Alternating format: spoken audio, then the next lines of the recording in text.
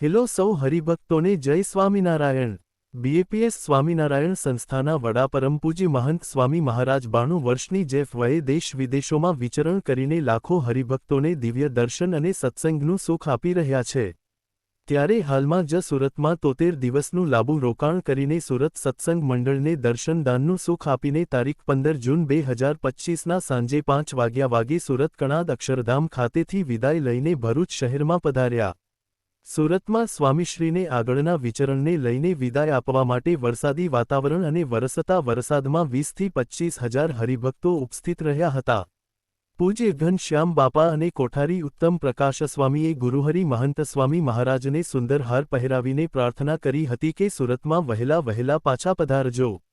સદ્ગુરુ નિષ્કુળાનંદ સ્વામીના પંકિત આધારે કોણ જાણે આ કેમ થયું, આવ્યું અન ચિંતવ્યું સુખ। આવું સુખ ભરૂચ શહેરના ભક્તો માટે સાકાર થઈ ગયું।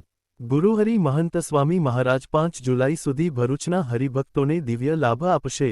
સત્શાસ્ત્રોને જીવનાર, સદ્ગુણોના ભંડાર, આધ્યાત્મિકતાની પરાકાષ્ઠાએ રહેનાર, જેમની આંખોમાં, જેમના સાનિધ્યમાં, જેમના સમગ્ર વ્યક્તિત્વમાં સાધુતા નીતરે છે, એવા સાધુતાના શિખર પ્રગટ ગુરુહરિ મહંત સ્વામી મહારાજ ભગુકચ્છના આંગણે પધારી ચૂક્યા છે।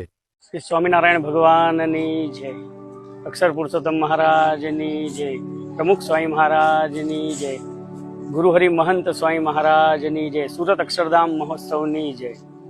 2019ની અંદર પ્રગટ ગુરુહરિ મહંત સ્વામી મહારાજ આ મંદિરની અંદર પધાર્યા હતા। ત્યારબાદ અત્યારે સ્વામી બાપાની ઉંમર 92 વર્ષની છે, એટલે બધાને એવું હતું કે આ મંદિરની અંદર ફરી વખત આપણને મહંત સ્વામી મહારાજનો લાભ નહીં મળે, પરંતુ બધા માટે ખૂબ આનંદની વાત છે જ્યારે બધાએ જાણ્યું આજથી 15-20 દિવસ પહેલાં કે મહંત સ્વામી મહારાજ 15મી જૂન 2025ના રોજ આ મંદિરની અંદર એટલે કે ભૃગુ કચ્છના આંગણે પધારી રહ્યા છે, ત્યારે બધાનો ખૂબ જ હર્ષોલ્લાસથી બધાના હૈયા પુલકિત થઈ ગયા। એટલું જ નહીં, પરંતુ મહંત સ્વામી મહારાજને વધાવવા માટે નાના મોટા અબાલ વૃદ્ધ સૌએ જુદા જુદા તપ છે, વ્રત છે, એ બધા નિયમ ધારણ કર્યા। અને એટલું નહીં, આખું મંદિર અને આખા ભરૂચ શહેરની અંદર જેટલા કંઈ સત્સંગી છે એ બધાએ સ્વામી બાપાને વધાવવા માટે ખૂબ જ થનગની રહ્યા અને જુદા જુદા 44 પ્રકારના વિભાગની અંદર તૈયારીઓ ચાલુ થઈ ગઈ।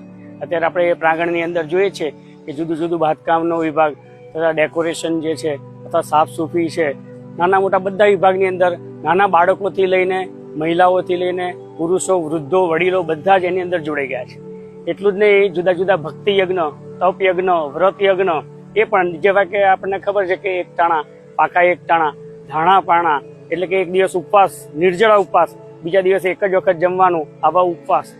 અમુક જણાએ સજંડ, જુદા જુદા મંડળો છે, અહીંયા આગળ 42થી પણ વધારે મંડળ ભરૂચની અંદર જ છે સત્સંગના મંડળો, એની અંદર પણ સાંકળ ઉપવાસ, એટલે કે બાપા પધારે ત્યાં સુધી સતત દરરોજે 1 જણ, 2 જણ કે 3 વ્યક્તિ એ નિર્જળા ઉપવાસ કરશે। જેઓની પાવન નિશ્રામાં તમામ શુભ સંકલ્પો સાકાર થાય છે, જેઓના દર્શન માત્રથી અંતરના તમામ વિકારો ટળી જાય છે, જેઓના દિવ્ય સાનિધ્યમાં ભગવાનના દિવ્ય સુખ અને પરમ શાંતિની અનુભૂતિ થાય છે, એવા ભગવાનના અખંડ ધારક સંત, એવા સનાતન સંસ્કૃતિના પોષક અને પ્રવર્તક, સર્વજીવ હિતાવહ સંત પરમ પૂજ્ય મહંત સ્વામી મહારાજના દર્શન આશીર્વાદનો લાભ લેવા માટે સહપરિવાર અને મિત્રજનો સહિત પધારવા ભરૂચ બીએપીએસ મંદિરે હાર્દિક નિમંત્રણ આપ્યું છે। ભરૂચના તમામ હરિભક્તો કોમેન્ટમાં જય સ્વામિનારાયણ લખે અને આવા જ બીએપીએસ સંસ્થા અને ગુરુહરિ મહંત સ્વામી મહારાજને લગતા અવનવા અને લેટેસ્ટ સમાચાર માટે અમારી યુટ્યુબ ચેનલને સબસ્ક્રાઇબ કરીને બેલ આઇકોન જરૂરથી પ્રેસ કરી દેજો।